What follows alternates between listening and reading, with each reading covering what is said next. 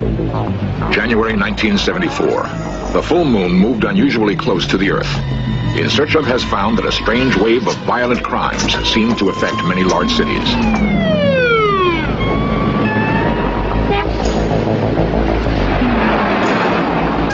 Moon madness has long been a persistent myth, which scientists are now investigating with computer technology.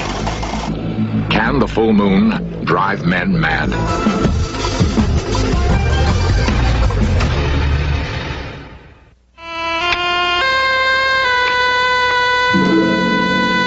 We've always feared the night and strange creatures that prowl by the light of the moon. Shakespeare said it best. It is the very error of the moon. She comes more near the earth than is her wont, and drives men mad. The Latin word for moon is luna, which is the root for our word lunatic, meaning moonstruck. And we've tried to contain our fear of the moon's powers in old legends. Many of these myths tell of the moon changing men into animals. One story in particular seems to haunt the collective unconscious of all humanity. The story is so persistent, it must resonate with our basic biological drives. Found all over Europe, Asia, and among many American Indian tribes, the tale is best told in an old German nursery rhyme. My child, take heed, be pure at heart, and say your prayers by night, or you may become a cursed wolf when the moon is full and bright.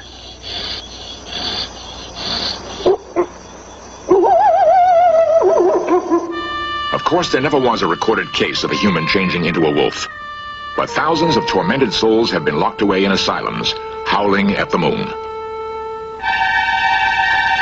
This transformation from man to monster has been a favorite theme of storytellers. Robert Louis Stevenson wrote Dr. Jekyll and Mr. Hyde. In the classic film, John Barrymore was praised for his spare use of makeup and strong acting. In the novel, of course, the transformation was effected by a secret potion. But Stevenson's story was based on a true report of moon madness. In the 19th century, Edinburgh was plagued by a wave of senseless, brutal burglaries. Clues led police to suspect a single man was behind the crimes. But who could it be? The last person to suspect was William Brodie, a deacon of the Cabinet Makers Guild, a church elder, and stalwart community leader. Police hesitated to even bother this respected, hard-working man. They reminded him to be on the lookout at the next full moon. The unknown Edinburgh criminal seemed to favor those nights. William Brodie was a classic case of multiple personality. In one body, two souls seemed to compete for dominance. The decent, hard-working artisan could normally maintain control, except at nights of the full moon.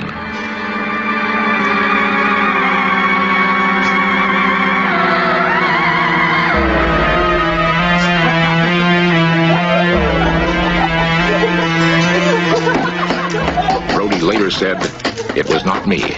I insist it was not. There was another person in the room with me." The crime wave continued. A reward for the unknown predator was doubled, and only the foolish walked alone at night.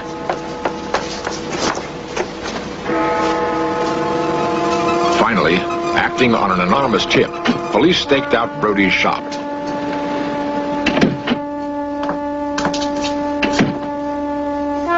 At his trial, Deacon Brodie was to base his defense on lunacy, blaming the full moon. The jury was not sympathetic. He was promptly hanged. Miami psychiatrist Arnold Lieber is author of the book The Lunar Effect. His investigations into moon madness have stirred an ongoing scientific controversy. As a medical student, when I was doing my rotation on the psychiatric wards at the University of Miami Medical School, I noticed a rather interesting situation. I walked into the nursing station and said, "Hey, look what's going on out there. The natives are really restless tonight. What's happening?" The nurses and attendants laughed and jokingly told me, "Well, it's time of full moon. They always go crazy when it's like this."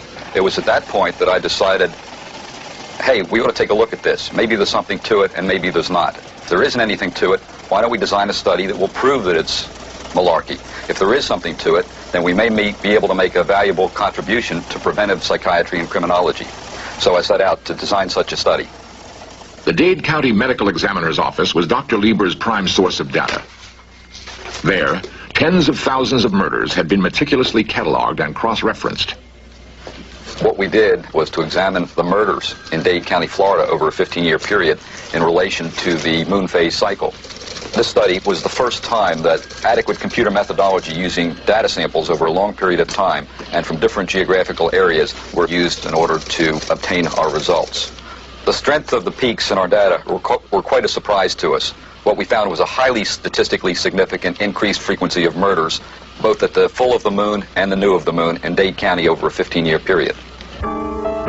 Miami was the first of several cities Dr. Lieber investigated. In each, he found evidence that violence waxed and waned with the moon. These peaks of violence at the full moon, and again at new moon, correspond to the times of highest tide. Could it be that some human beings go insane at high tide?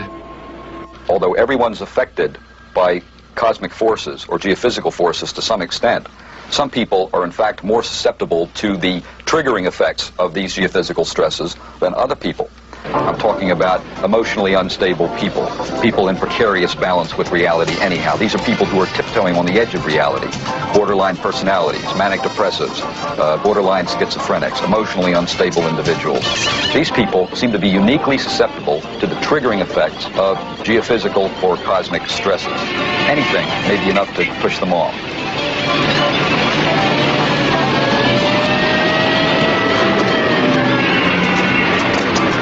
These people ought to know about this because there are certain ways that they can protect themselves from the effects. For example, if someone knows that they are uniquely triggered by the phases of the moon or by some sunspot activity, they may want to stay out of crowded places. They may want to avoid the bars. They may want to lock up their weapons at home. With this knowledge, police, fire rescue, and hospital emergency room people can prepare themselves for especially heavy loads during these times. They can lay on more people, they can expect heavier patient loads, and they can be prepared and therefore be in a position to protect life and limb. Based on his theory of biological tides, Dr. Lieber suspected that January 1974 should be a period of extreme danger. He issued a warning to authorities. We're having an interesting coincidence of cosmic cycles coming up in about 2 weeks. There's going to be a full moon, a lunar perigee, and an eclipse. And this would be one of the times that we would predict an increase in the murder frequency and also in the qualitative nature, the bizarre type of sex-related murders that we've been having in the other 2 times that we pegged this. The first week in January, arson went on the upswing. Several cities reported a strange wave of fires and accidents.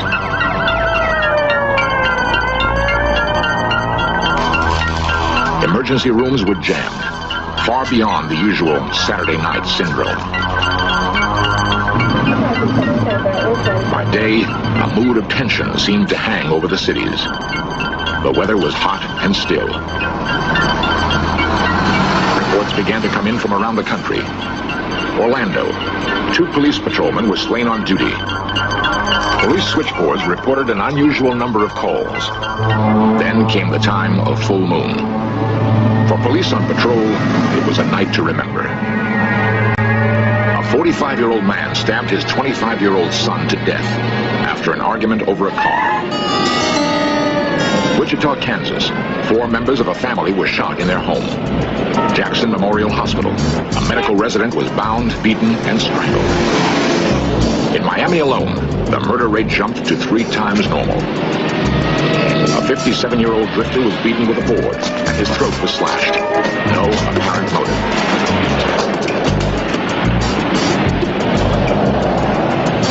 For 3 weeks, violent outbreaks continued across the nation.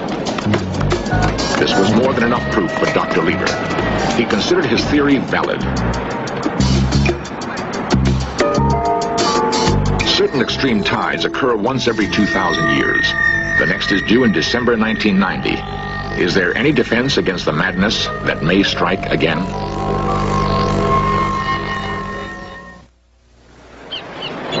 Twice a day, the ocean rises and falls about 4 feet, pulled by the gravitational force of the moon. Many scientists think that life began down in the depths of the sea. Ancestors of these creatures were lured to the shore and stranded there at low tide. Most died. A handful evolved into amphibians, into animals, ultimately into us.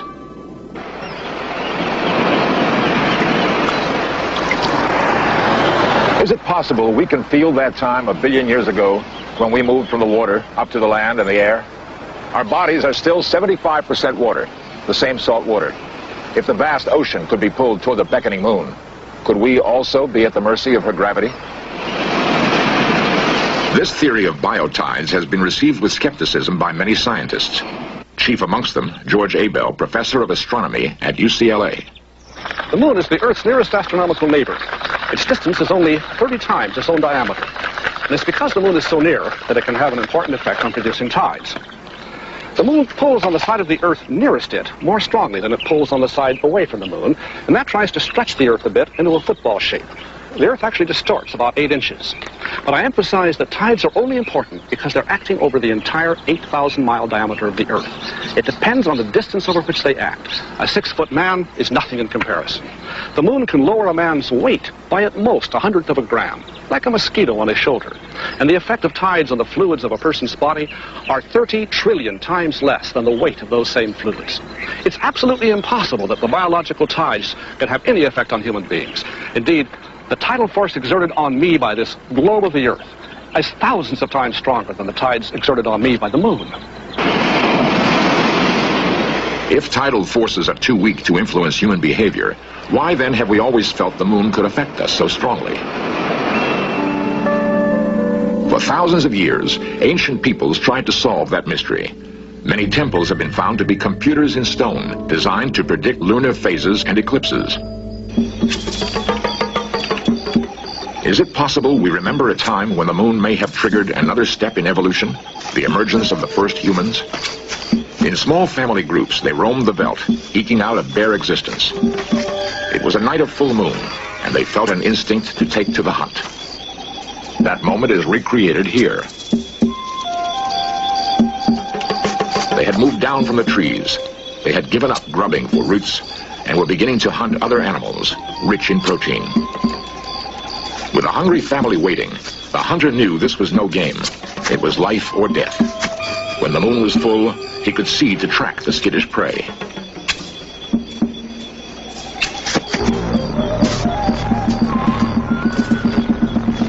In a way, at a crucial time in our past, we did turn into wolves. The women who waited found that they too seemed linked to the moon. While the men hunted, they closely watched the night sky to time their own fertility. They seemed to become fertile every 29 days, with the full moon. Legends grew that women were made pregnant not by men, but by the moon. In modern obstetrics wards, an old belief is shared by many women, the belief that more babies are born at full moon. Nurse Sherry Shaw. It's an old wives' tale. And we definitely go along and tell the patients that it's an old wives' tale only. But we really see a big influence. When the moon is full, patients just seem to come in. And it's not only here, it's seen in a lot of wards. Every place that I've worked, it's been the way it is. But it's been handed down through the years, because my great-grandmother was a midwife, and the story has perpetuated through our family, clear back from her. I have been hearing for years that all kinds of strange things happen at full moon. And one of the things that's supposed to happen, according to legend, is that more babies are born at full moon. Well, this seemed a surprising thing to me, so a colleague of mine, a man at the medical center at UCLA Hospital, Dr. Bennett Greenspan, and I collaborated on the study of some 12,000 live births at the UCLA Hospital over a 51 lunar month period. Now, it would have been very exciting if we'd found some positive effect, but we found absolutely nothing. No effect whatsoever, absolutely random during the lunar cycle. Well, I must say this was quite a surprise to the nurses, because the nurses were all certain we were going to find a very strong positive correlation. I think what happens is that if there's a busy night and the nurses look outside and notice a bright moon, and the moon is bright roughly a third of the time, then they say, aha, full moon, that's why we have all this activity. But if there's not a bright moon, they forget it. It may be a bit like dreams that come true. If a dream does come true, you remember it. But the vast majority of times where it doesn't, you tend to forget. What Then of the flurries of violence and insanity reported at full moon, correlated by statistical studies. Among scientists, widely varying claims have been made. In any data sample, there are always random fluctuations. For example, if you study homicides against the lunar cycle, you're going to get peaks at certain dates, always. And sometimes they may just happen to occur near full or new moon.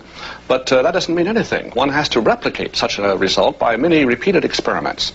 In the case of Lieber's experiments, he found peaks in one case at full and new moon, or near new moon, but he found slightly different peaks in a different sample and a larger peak at third quarter than at new moon. And other people who have tried to replicate his observations find it impossible to do so. Alex McCorney at Baylor College, Texas, for example, has studied over 7,000 homicides and murders and suicides and finds no correlation whatsoever with phase of the moon or with even the distance of the moon. We examined aggravated assaults, suicides, fatal traffic accidents, and psychiatric emergency room visits over long periods of time in Dade County. Each of these data samples likewise showed a distinct and statistically significant lunar periodicity. These results have been confirmed and extended by 16 other independent investigators since the appearance of our original paper in the American Journal of Psychiatry in 1972. You know, I could predict that, say, 2 weeks from Tuesday, that all kinds of terrible things would happen. And I dare say that we could search through newspapers from around the world and easily confirm it. Obviously, this subject is highly controversial, and in effect, we're dealing with a scientific hot potato. In this century, we began to dream of actually visiting the moon. A humorous film from 1902 by George Méliès, based on the novel by Jules Verne, shows a spaceship shot from a giant cannon. Méliès predicted that such a journey could have dire consequences, and he showed the moon as a demonic face.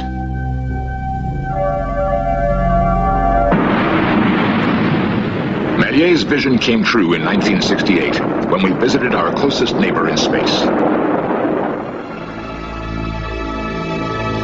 For one brief moment, we learned to fly through the heavens like angels, leaving behind on Earth our violence, our irrational impulses, leaving behind stubborn territorial instincts we inherited from the apes.